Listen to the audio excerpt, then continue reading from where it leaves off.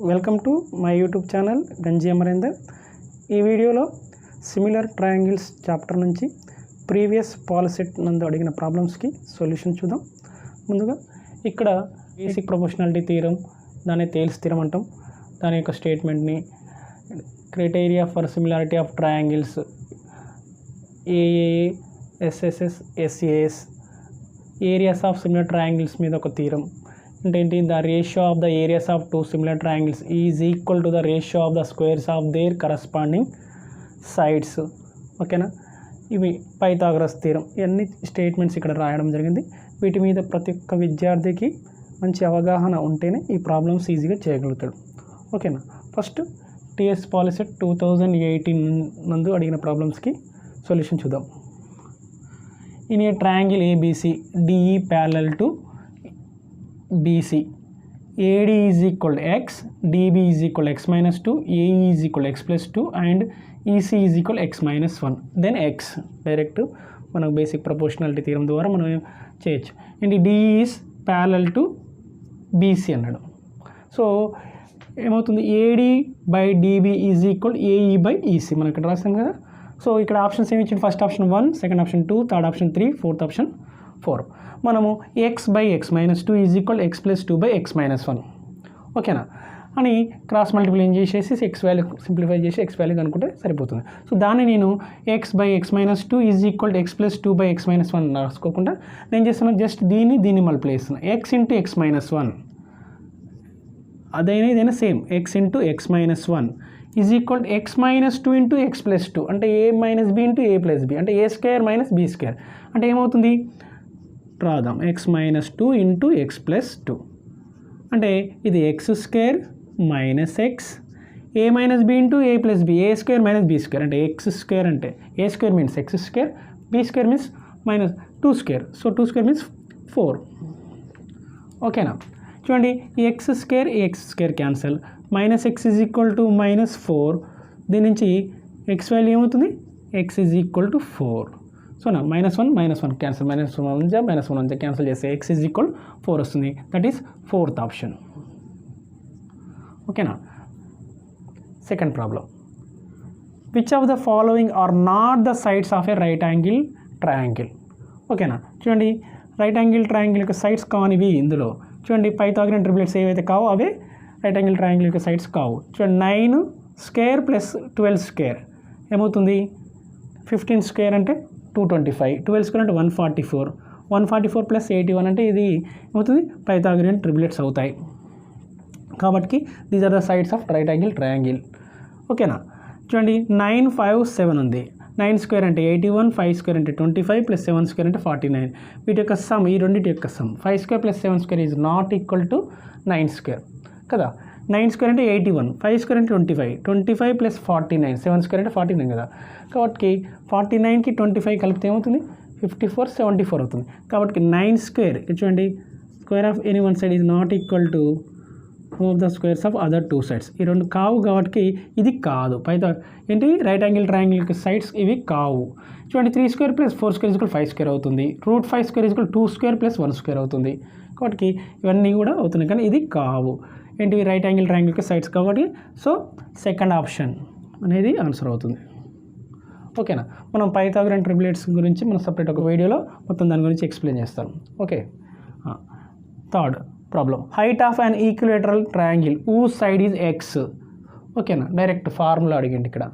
So suppose మనం height of అని equilateral triangle whose side is X అన్నాడు. కాబట్టి మన ఈక్విలేటర్ ట్రయాంగిల్ సైడ్ ఏ అయితే హైట్ ఏమవుతుంది √3/2 ఇంటూ ఏ ప్లస్లో ఎక్స్ అంతే. జస్ట్ ఏమవుతుంది √3/2 ఇంటూ ఏ అంటే side height of the equilateral triangle is equal √3/2 into length of the side. కాబట్టి ఈడ సైడ్ ఏమైంది ఇచ్చిండు ఎక్స్ కాబట్టి √3/2 ఇంటూ ఎక్స్, ఇది డైరెక్ట్ మనకు ఫార్ములా.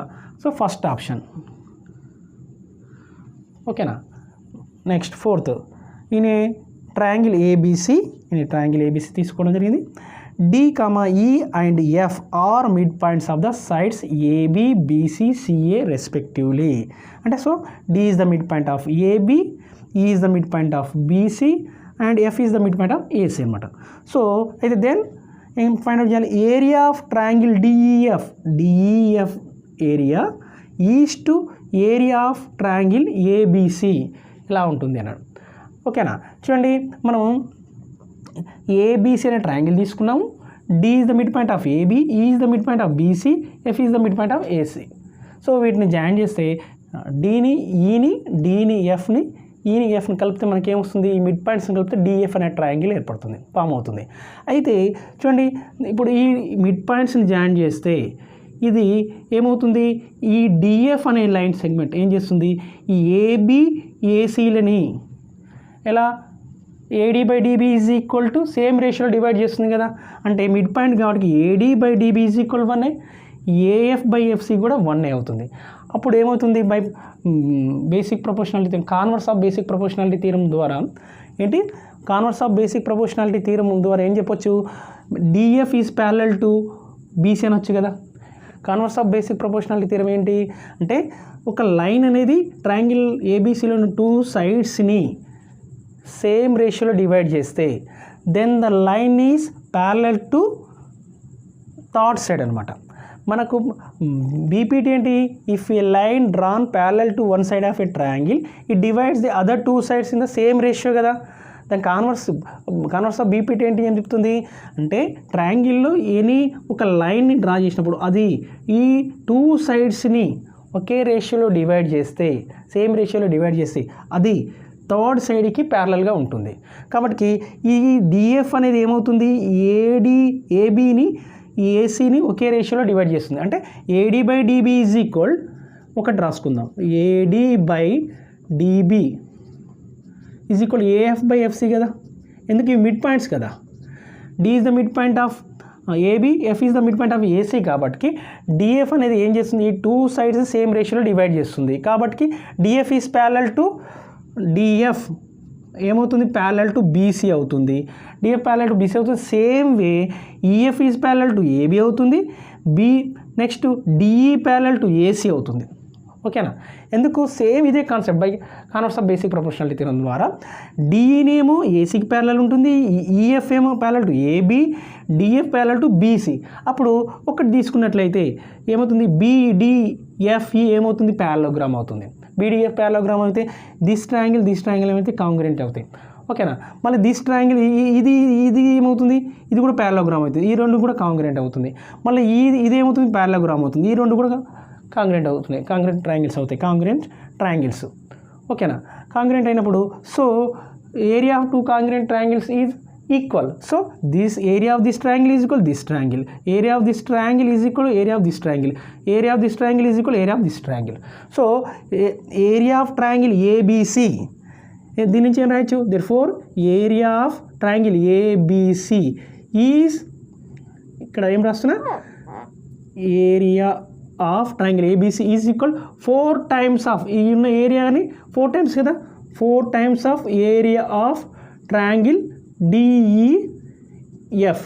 కాబట్టి మనకి ఇప్పుడు ఏం ఫైండ్ అవుట్ చేయాలి, area of triangle DEF is to, అంటే ఇప్పుడు ట్రయాంగిల్ ఏబీసీని ఇటు పంపించాను అనుకోండి, triangle DEF is to triangle ABC ఏమవుతుంది, 1:4 అవుతుంది.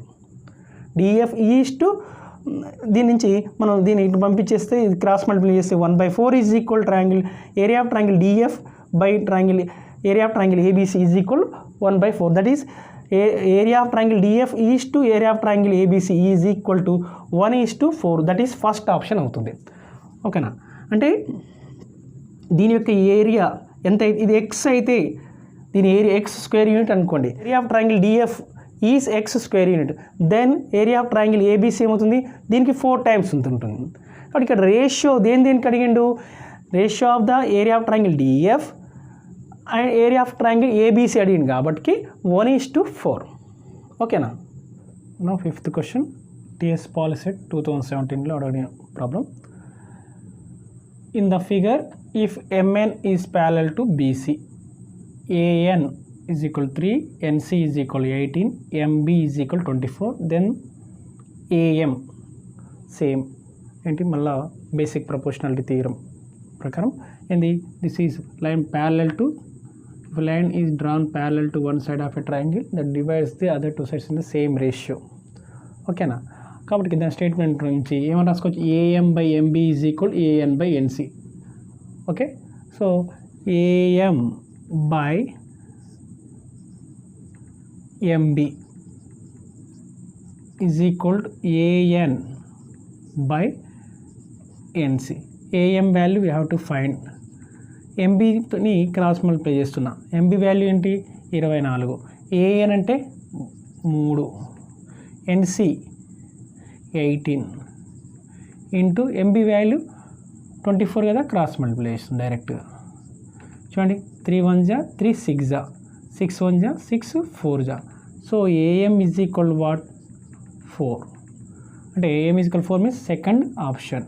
మనకు ఇలాంటి మోడల్ ప్రతి ఎగ్జామ్లో ఒకటి అడగడం జరిగింది కాబట్టి ఈ బేసిక్ ప్రపోర్షనాలిటీ థియరం అనేది చాలా important. Okay, next 6th problem. If 2 triangles have the same base and same area then they lies between అన్నాడు. ఈ డైరెక్ట్ క్వశ్చన్ ఇది. Then they lies between parallel lines అనమాట. ఓకేనా, దట్ ఈస్ ఫస్ట్ ఆప్షన్. చూద్దాం. ఇప్పుడు 2 triangles have the same base and same area అన్నాడు. చూడండి, నేను ట్రయాంగిల్ ఏబిసి అనే ట్రయాంగిల్ యొక్క బేస్ బీసీ, నెక్స్ట్ బిసిడి ఈ ట్రయాంగిల్ యొక్క బేసు బీసీ, సేమ్ బేస్ ఉన్నాయి. What is given again same area. So నేను సేమ్ ఏరియా కాబట్టి నేను ఏ నుంచి వర్టెక్స్ ఏ నుంచి బీసీ మీదకి ఒక పర్పెండిక్యులర్ డ్రా చేస్తాను. అంటే హైట్ అంటే ఆల్టిట్యూడ్ అనమాట, ఏఈ అనమాట. దీని మీదకి బీసీడి అనే ట్రయాంగిల్ యొక్క హైట్ తీసుకుంటున్నా. అదేంటి డిఎఫ్. ఈ రెండు వేరు వేరు అనుకుందాం. అప్పుడు ఇది ప్యారలల్ లైన్స్ కావు కదా. ఇప్పుడు మరి వీటి ఏరియా ఈక్వల్ అన్నాడు కాబట్టి ఇది area of triangle ABC is equal to area of triangle BCD కదా. మరి half of BC half of base into height కదా.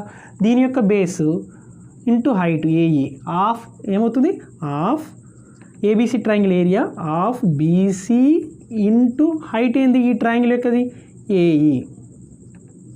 మరి ఈ ట్రయాంగిల్ ఏరియా ఏంటి, దీని బేస్ హాఫ్ ఇంటూ బేస్ అంటే బీసీనే ఇంటూ డిఎఫ్. ఓకేనా, చూడండి ఈ హాఫ్ క్యాన్సల్, బీసీ క్యాన్సల్. మనకేముంది రిజల్ట్ ఏమొచ్చింది, ఏఈ అంటే ఏఈ ఈజ్ ఈక్వల్ డిఎఫ్ అని వచ్చింది. AE is equal to DF అంటే ఈ 2 లైన్స్ మధ్య డిస్టెన్స్ ఎలా ఉంది, కాన్స్టెంట్ కామన్ సేమ్ ఉందన్నమాట. సో ఈ లైను ఈ బీసీ అనే లైన్ అనుకుందాం అన్నప్పుడు ఈ 2 ట్రయాంగిల్స్ ఎలా ఉన్నాయి అంటే ఈ 2 లైన్స్ మధ్య డిస్టెన్స్ సేమ్ ఉందనుకోండి. ఎక్కడైనా ఇక్కడి నుంచి ఇక్కడికి ఎంత దూరం ఉందో distance between these 2 points is equal distance ఇది సేమ్ కదా. ఉన్నప్పుడు ఏమంటాం, ఆ 2 లైన్స్ ప్యారలల్ లైన్స్ అంటాం. So triangle ABC and triangle BCD are in the same base and same area means the 2 triangles lies between 2 parallel lines. Lies between parallel lines అవుతుంది option. ఓకేనా, so that is first option. 7th problem. A 1.5 meter tall boy cast 2 meters shadow. At the same instant a lamp post cast shadow of 10 meters. Then the height of the lamp post. వీటి యొక్క figures triangle draw చేస్తే 1.5 meters 2 meters దీని యొక్క shadow.